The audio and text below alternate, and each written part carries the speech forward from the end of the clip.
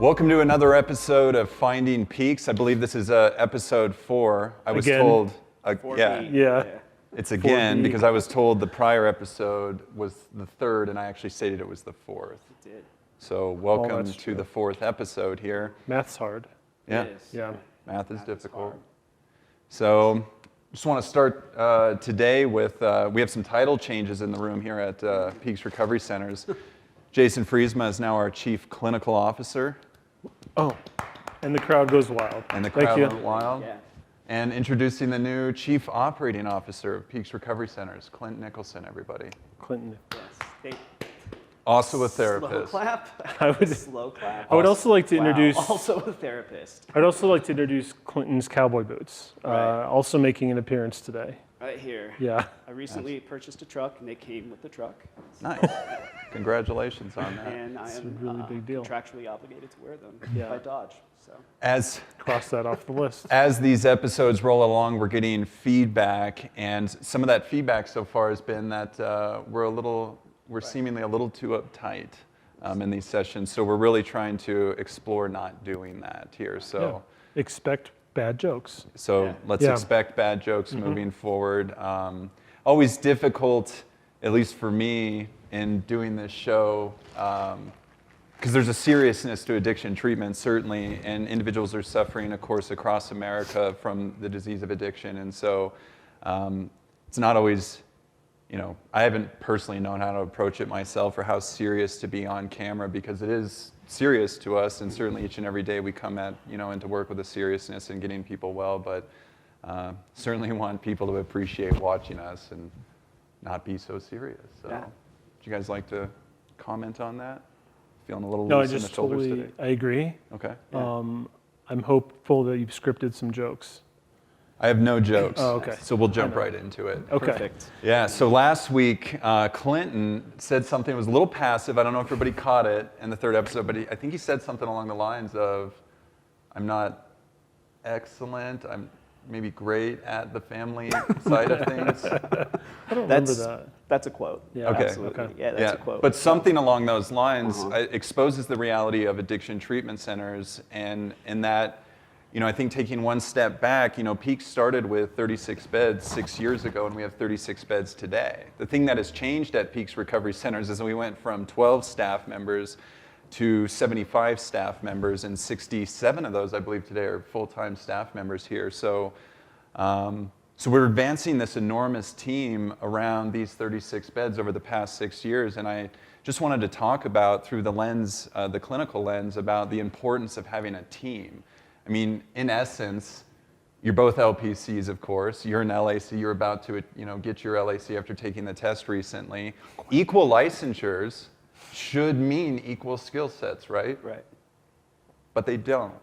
It turns out. Turns out Yeah. they don't do that. So, Yeah, and actually, Clinton and I, since you're bringing us up specifically, we're very different in our approaches. I like to dig in emotionally, and Clinton likes to make fun of me for that. Yeah. And Clinton likes to put things together and look forward with clients. And so, actually, it complements our styles quite well, actually. It turns out that turns into just working really well together. And the other thing is having a wide variety of clinicians and a wide variety of skill levels gives us the opportunity to have clients that are drawn to various clinicians and various things that clinicians say and various clinical approaches. So, and the other thing that's different is that I'm funny and Clinton thinks he's funny. That checks out. That does check out. Absolutely. Yeah. That absolutely checks out. Yeah, so to elaborate in a slightly more intelligent way than Jason. So yeah, like you said, Jason, our styles do differ. Again, you like to do feelings, things, Yeah. and I do less of that. I do more pragmatic, practical, solution-focused stuff that's based in kind of integration. And one of the interesting things is that because we have these two different styles, we've actually started to model our programming around that. Our clients get to come in and they get to really dig deep, like Jason said, and really gain a tremendous amount of emotional insight. And then they also, the second half of that programming is they get to actually land that in something that's more practical and skills-based and experiential. So this is just one example of how you can utilize these different skill sets from counselors and knowing your counselor's strengths and also being very transparent and about, like I said, family is not my specialty. It just isn't. I have other areas that I focus in and that I excel in. So those are the places that I'm going to lean into clinically. Yeah, I mean, for me, I just think it's relevant and important for treatment centers across America to be honest about their approaches to care, and through that honesty, match the curriculum to the skill sets of the clinicians, and not just unnecessarily force clinicians without those skill sets to run groups or individual sessions, leading to less quality in the environment of care. And here in Colorado Springs, we've got a little more than 1 million people now. I mean, I feel like since I moved here, there's like 250,000 people who've at least moved here. But we put an Indeed ad out there to attract clinical firepower into our organization, and just kind of, even in a population of over 1 million people now, just kind of talk through our experiences of the difficulty in actually locating the talent that can fit the needs of not only our patient demographic, but that is informed through the curriculum that we've built out here at Peaks. Well, certainly, just culturally at Peaks, we really do work to, being a clinician at Peaks, let me just put it that way, somebody who works for us, it's a pretty immersive experience, honestly. Absolutely. We don't just see clients for an hour a week in an office and then kind of get about our business. We walk with clients, we play disc golf on our campus with clients, we play cornhole while we're talking about various things.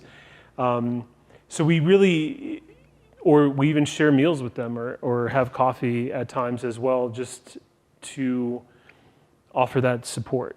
And in that path, like, that is also hard work for clinicians at times, because that is what causes us to go above and beyond, and I think it's the essence of what we do, and that isn't really trained in school. It's the extra special sauce, I guess, if you will, that I think our clients always feel supported and heard, and that there is always somebody available to talk to. You mentioned how the growth of our staff, part of that is there's always someone awake and around for somebody to have a conversation with. I just this week had a client who told me that at 3 a.m. he woke up and couldn't fall back asleep and went out and had an hour-long conversation with our client care person. And so I just really, that matters.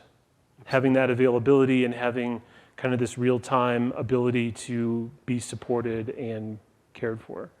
Yeah, I mean, the expectation for our counselors is there's a level of vulnerability that you have to be able to achieve with your clients in order to sort of like fit into the Peaks culture. It's we really strive for that community feeling, and I mean, there are primary counselors and clients are assigned to a primary counselor, but the reality is that every counselor there is there for every client, and throughout the day, different clients will pull different counselors and sit down with them, talk with them. And again, I think it kind of speaks back to different levels of or different types of strengths and different types of styles. Because our counselors run groups with everybody, and we're fully immersive. The clients start to learn what that style is and what that type of counseling approach is, and they will start to gravitate. And it gives them the opportunity if somebody's looking for. Really struggled in a grief and loss week and really needs to process that, they can find Jason, and if somebody is getting ready to discharge and they're freaking out about what is the actual practical side of sobriety look like, they can seek me out. So I keep touching my microphones, so sorry if I'm like banging in the control room, yeah. Yeah, so yeah, it's just about my flaws today. This is me being vulnerable, everybody, so yeah. So You're doing great. So you're doing great. Thank you. So you guys have the fancy credentials, LPC, LAC behind your name, and I think Almost. one of the things, almost LAC behind his name. Wow, yeah. The things that I want to pull from that is it seems like just having the degree doesn't inform the skill sets or the ability to show up for individuals, especially in a complex patient demographic environment that we operate within. So what do you think is one of the most crucial, like fundamental pieces to becoming a great clinician, or a clinician that can inspire such a complex patient demographic, including family systems and so forth? I'll give a cliche sentence, which is, in order to do this work, you have to do the work. Mm-hmm. Your own work. You have to do your own work. You have to work on yourself and have a high degree of self-awareness, along with appropriately placed boundaries, along with an openness to, in order to be open to impacting people, you also get to be open to being impacted by people. It goes both ways. You can't kind of be unidirectional in that way. And that is the part that makes Peak so rewarding, honestly, and so challenging, both.